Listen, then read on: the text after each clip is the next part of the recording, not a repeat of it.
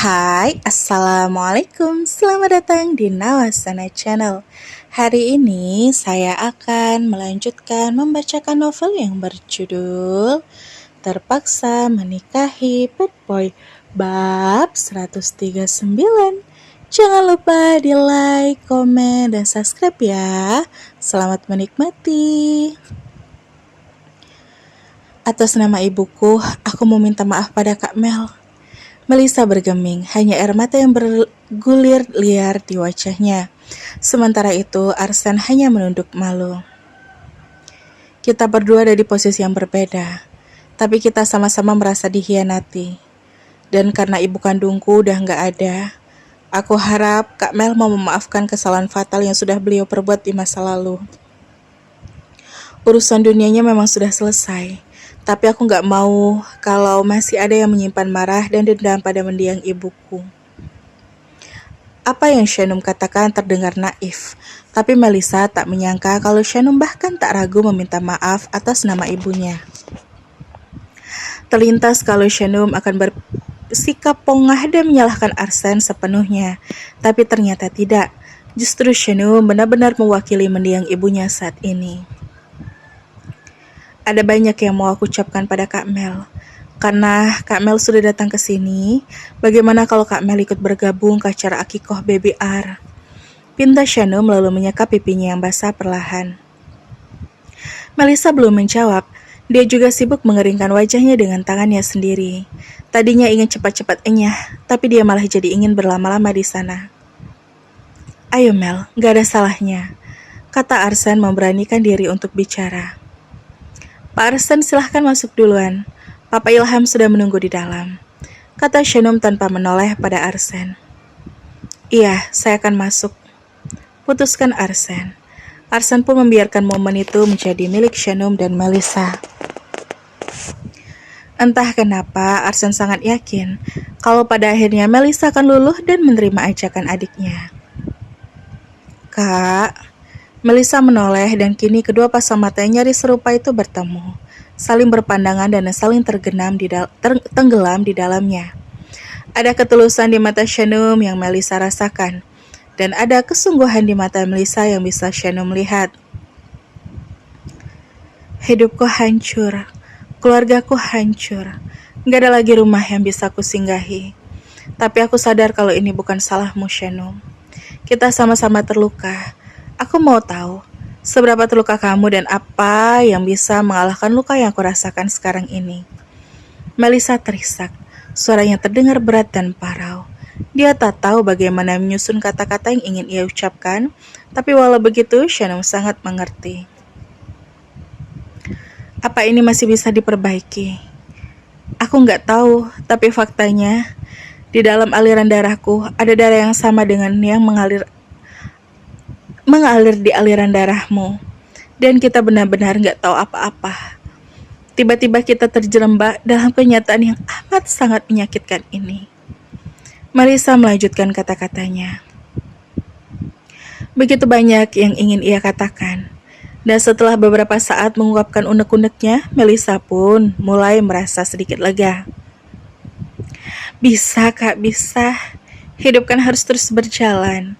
Disadari atau enggak, ini tuh kayak ujian buat kesabaran dan kesadaran kita. Apakah kita bisa menghadapi ini atau enggak? Memang sulit, tapi kalau hati kita lapang, masalah ini akan larut dengan sendirinya.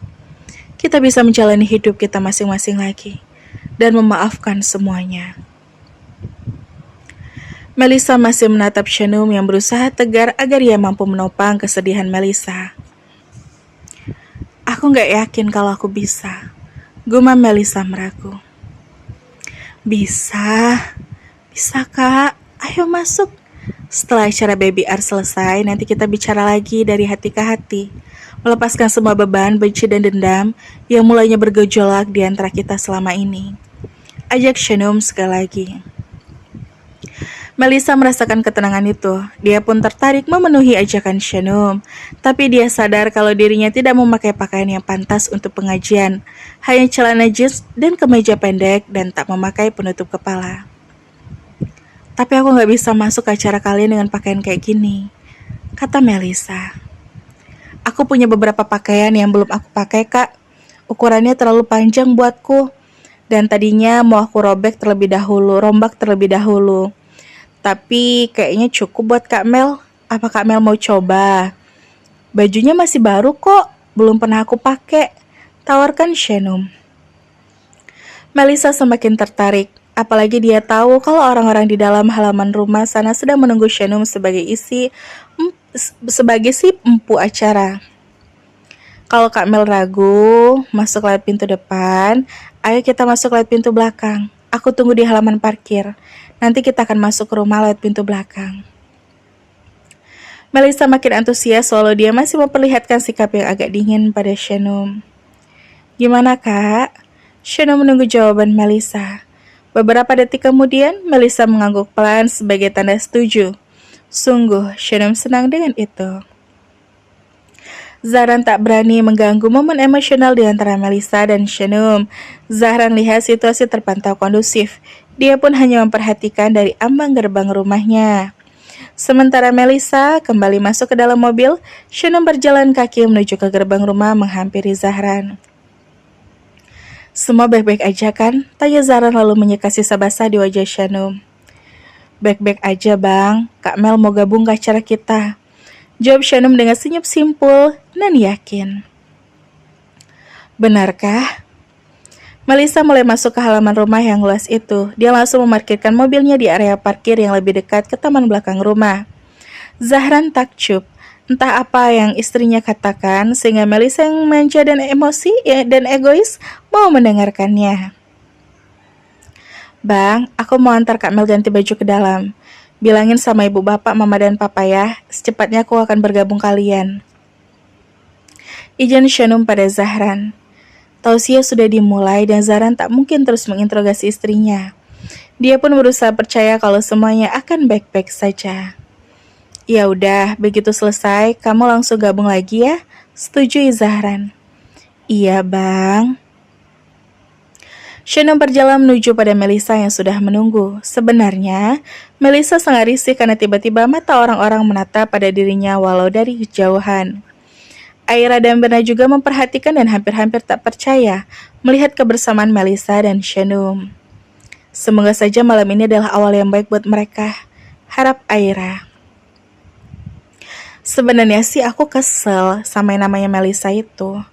Tapi ya, mau bagaimanapun dia tuh saudara-saudara sama Shanum. Ya udahlah, aku juga berdoa semua hubungan mereka membaik dimulai dari malam ini. Sambung Mirna. Amin ya rabbal alamin, sahut Aira. Bukan hanya Aira dan Mirna, anak-anak The Wolf juga berharap yang terbaik untuk keduanya. Pun dengan para orang tua, Dharma, Yayu, Ilham, Irene, dan juga Arsan begitu berharap kalau Melissa dan Shanum akan saling menerima. Ayo kak, lewat sini, ajak Shanum lalu berjalan ke arah pintu belakang rumah yang ada di balik punggung. Melissa mengikuti.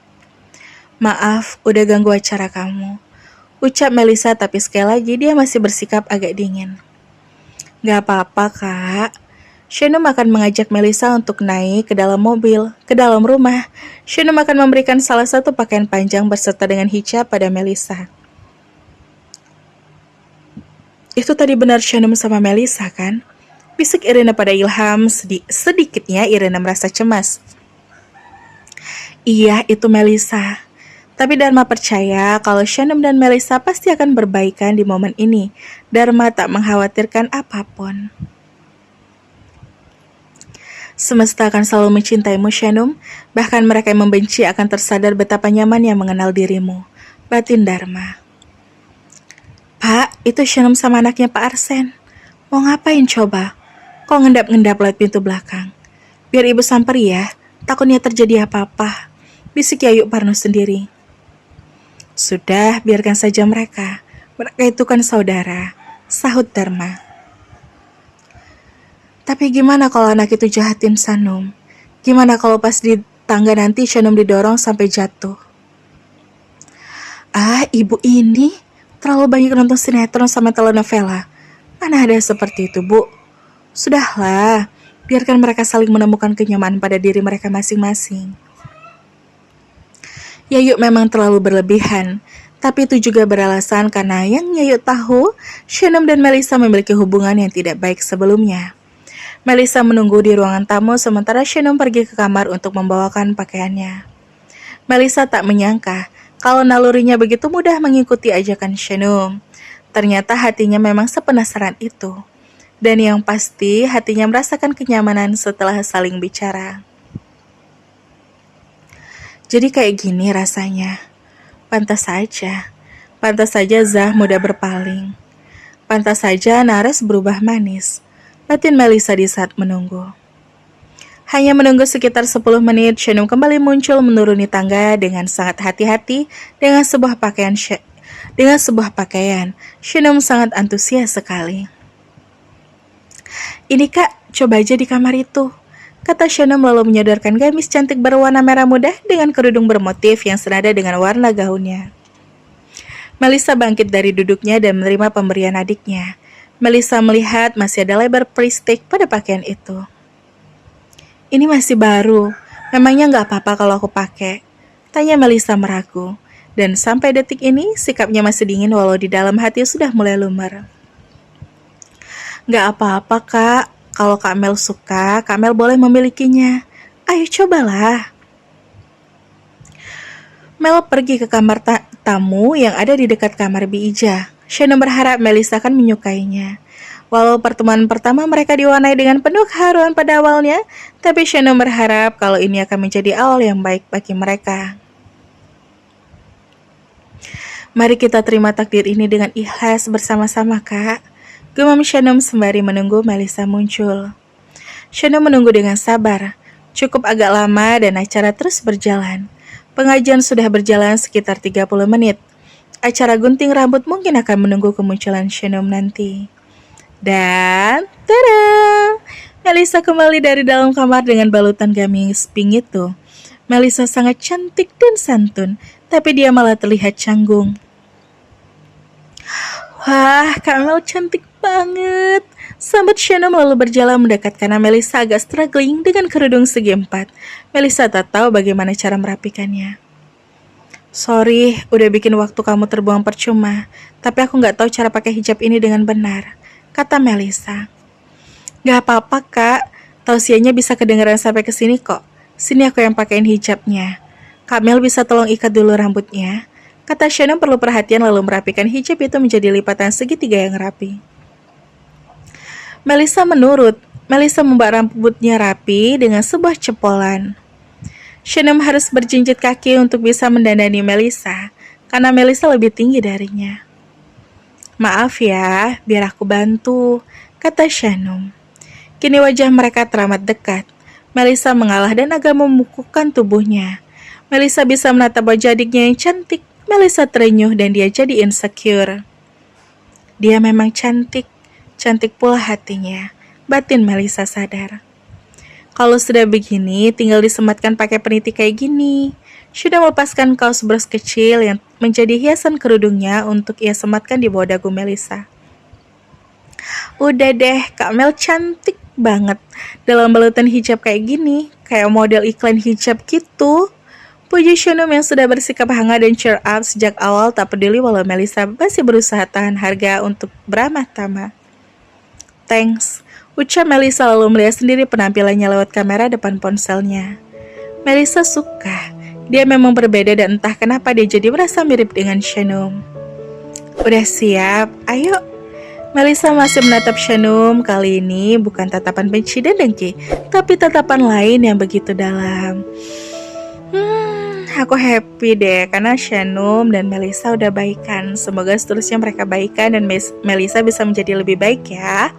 Dan bersambung sampai ketemu di bab selanjutnya ya. Wassalamualaikum.